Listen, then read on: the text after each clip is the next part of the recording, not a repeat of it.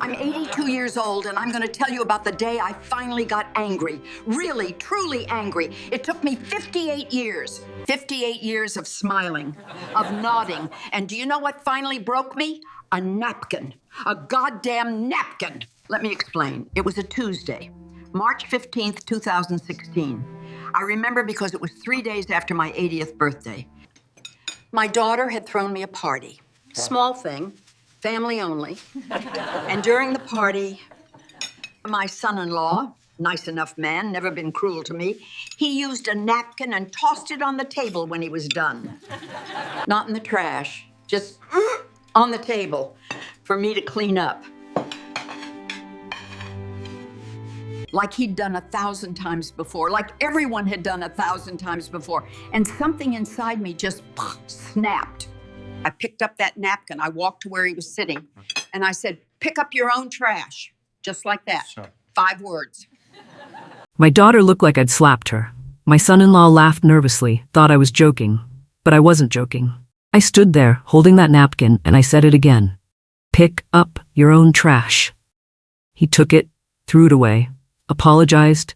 Everyone got quiet, and I excused myself, went to my bedroom, and cried for 3 hours straight. Not because I was sad, but because it had taken me 80 years to say 5 words that should have been said 58 years earlier. You want to know about my marriage? I'll tell you. I married Richard when I was 21.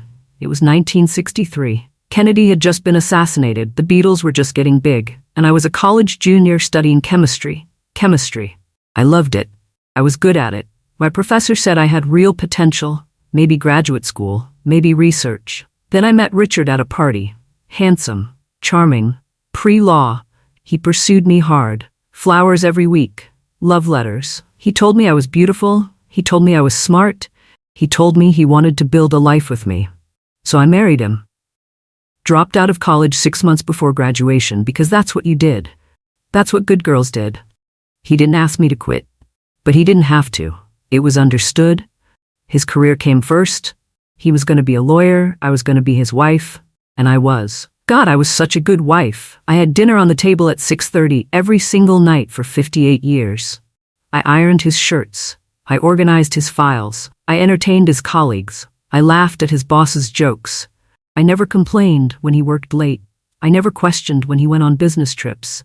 I never asked why his secretary called the house at 9 p.m. I gave him 3 children. Beautiful children. I loved them fiercely. But I raised them alone while he built his career. When our son broke his arm, I was the one in the emergency room. When our daughter had her first heartbreak, I was the one who held her. When our youngest got suspended from school, I was the one who dealt with the principal. Richard would come home and ask, "How was your day?" And I'd say, "Fine." Because what was I going to say? That I'd spent 7 hours at the hospital with a screaming 6-year-old?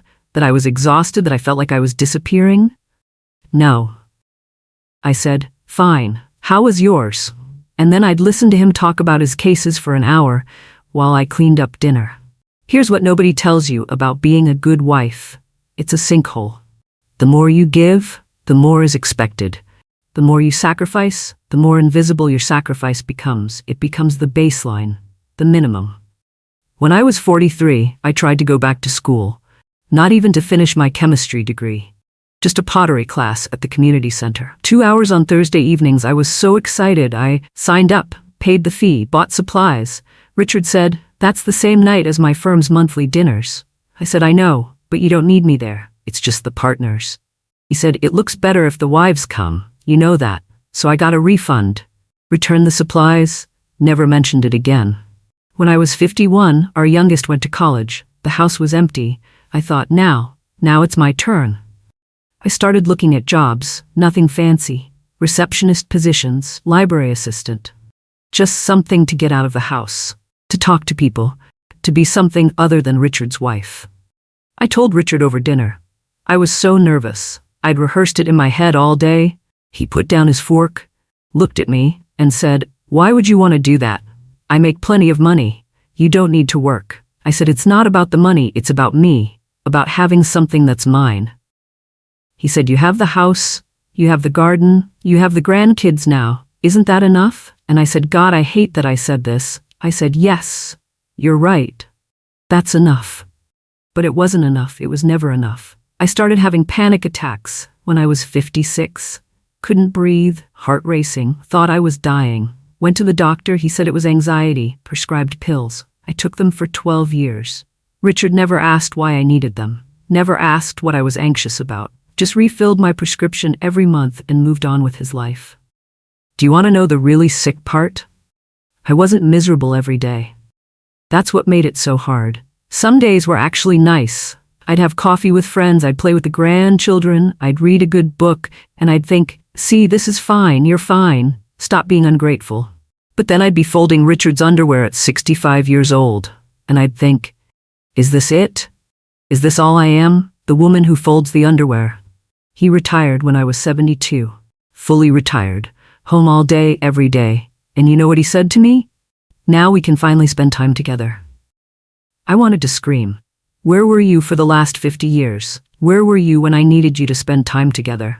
Where were you when I was raising your children alone? When I was having panic attacks, when I was losing myself piece by piece. But I didn't scream. I smiled, and I said, that'll be nice. For the next 8 years, he was home, all the time, and nothing changed. I still cooked every meal, I still cleaned the house, I still managed his schedule, but now he was there to watch me do it, to ask where things were, to wonder when lunch would be ready, to leave coffee cups on the counter. I kept waiting for him to see me.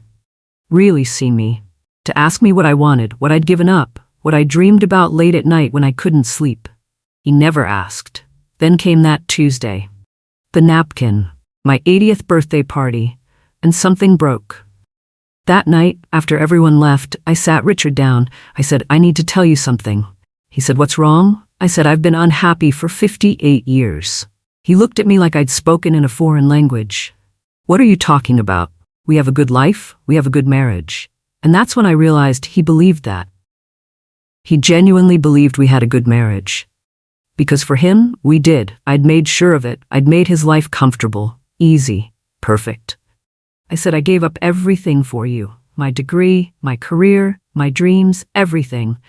And you never once asked me what I wanted. He said, you never said you were unhappy. Because I wasn't supposed to be unhappy. I was supposed to be grateful. I was supposed to be the good wife. He didn't understand. How could he?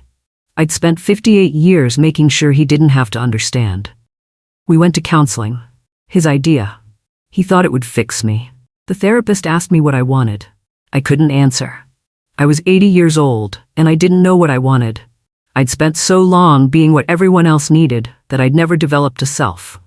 The therapist asked me to try something. For 1 month, to say yes only to things I actually wanted to do, and to say no to everything else. That first week I said no 11 times. Can you watch the grandkids Saturday? No. Can you make your pot roast for the dinner party? No. Can you pick up my prescription? No. Each time it felt like jumping off a cliff. Each time people looked at me like I'd grown a second head. Each time I felt like the worst person in the world. But each time, I also felt something else, something I hadn't felt in decades. I felt like a person. In that month, I started doing things I'd never done. I went to a movie alone, just picked one and went. Didn't ask Richard if he wanted to come. Didn't check if anyone needed me. Just went. I joined a book club. Real books, not the ones Richard thought I should read. Messy books, complicated books. Books where women made bad choices and didn't apologize for them. I bought a canvas and paints, set them up in the spare bedroom. Painted terrible, ugly paintings. Didn't show anyone, didn't care if they were good. Just painted. And slowly, very slowly, I started to recognize myself again. Richard hated it. He'd ask, where's the woman I married? And I'd think, she's been dead for 58 years, you're just noticing now. We separated when I was 81. People were shocked. At your age? Yes, at my age. Because even 1 year of living for myself was worth more than another year of living for someone else. I moved into a small apartment. 1 bedroom, no one to cook for, no one to clean up after, no one to make comfortable. My children were confused. My daughter said, but you and Dad seemed so happy. That's because I'd made it my job to seem happy. I'd gotten so good at it that I'd fooled everyone, including myself. Almost. I'm 82 now. I've been on my own for a year, just 1 year, out of 82. And I need you to understand something. This year has been harder than any year of my marriage. Learning to be alone. Learning to make decisions. Learning to exist without someone to serve. It's been terrifying, but it's also been mine. I wake up when I want. I eat cereal for dinner if I feel like it. I paint at 2 in the morning. I say no without explaining myself. I take up space without apologizing. Last week I cut my hair short, really short. Richard hated long hair on older women, said it was undignified, so I'd kept mine long. For him, I cut it all off. And when I looked in the mirror, I saw someone I hadn't seen since 1963. That girl who loved chemistry, who had potential, who had dreams. She'd been there all along, buried, waiting. Here's what I need you to hear. You think you're being noble. You think you're being loving. You think you're being a good wife, a good mother, a good daughter. And maybe you are, but at what cost? I gave up chemistry for love, except it wasn't love. Love doesn't ask you to become smaller. Love doesn't require you to disappear. Love doesn't take and take and take until there's nothing left. What I had wasn't love, it was a transaction. I provided comfort, service, and emotional labor. He provided financial security and the social status of being married. And I accepted that transaction because I thought that's what marriage was. But you know what I learned at 80 years old? Marriage can be different. My younger sister, she's 76, she's been married for 53 years, and she never gave up herself. Her husband knows her favorite color, asks her opinion, shares the housework, celebrates her accomplishments. They're partners. I thought that was rare, special, lucky. It's not. It's just what happens when you refuse to disappear. I wasted 58 years. I can't get them back. I can't go back to 1963 and make different choices. I can't finish my chemistry degree. I can't build the career I might have had. I can't reclaim all those nights I spent ironing shirts instead of reading books. All those days I spent making someone else's life comfortable instead of building my own. But you can. If you're reading this and you're 25, 30, 40, even 50, you still have time. You still have years. You still have chances. Don't wait until you're 80 to get angry about a napkin. Get angry now. About all of it. Get angry that you're expected to do all the emotional labor. Get angry that your career is seen as optional while his is essential. Get angry that you're the default parent. Get angry that you apologize for taking up space. And then after you get angry, make a different choice. Say no to the things that make you disappear. Say yes to the things that make you feel alive. Stop waiting for permission. Stop waiting for a good time. Stop waiting for everyone else to be taken care of first. I'm not saying leave your marriage. I'm not saying abandon your children. I'm not saying be selfish. I'm saying be a person. Be a full, complete, complicated person. With dreams and desires and boundaries and needs. Because here's the truth I learned too late. You can't love someone fully when you've erased yourself to do it.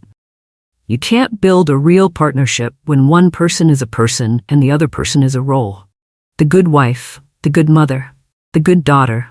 These aren't identities, they're erasures. Last month I enrolled in an online chemistry course, just an intro class, just for fun. I'm 82 years old and I'm learning about molecular structures. I'll probably never use this knowledge. I'll probably never have a career in chemistry. But when I solve an equation, when I understand a concept, when I get excited about atoms and bonds and reactions, I feel like myself. Not Richard's wife, not anyone's mother, just me. That feeling is what I gave up for 58 years. Don't give it up. Not for anyone, not for anything. Your life is not a rehearsal. Your life is not a rehearsal. This is it. This is the only one you get. And every year you spend being who someone else needs you to be is a year you don't get to spend being yourself. I have maybe 5 years left, maybe 10 if I'm lucky. That's all. That's all I get to be myself. You have more time than that, but only if you start now. Only if you pick up your own napkin. Metaphorically speaking. Only if you stop saying fine when you mean I'm drowning.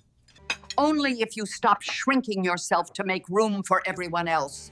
I'm 82 years old. I'm angry about a napkin. And I'm finally free.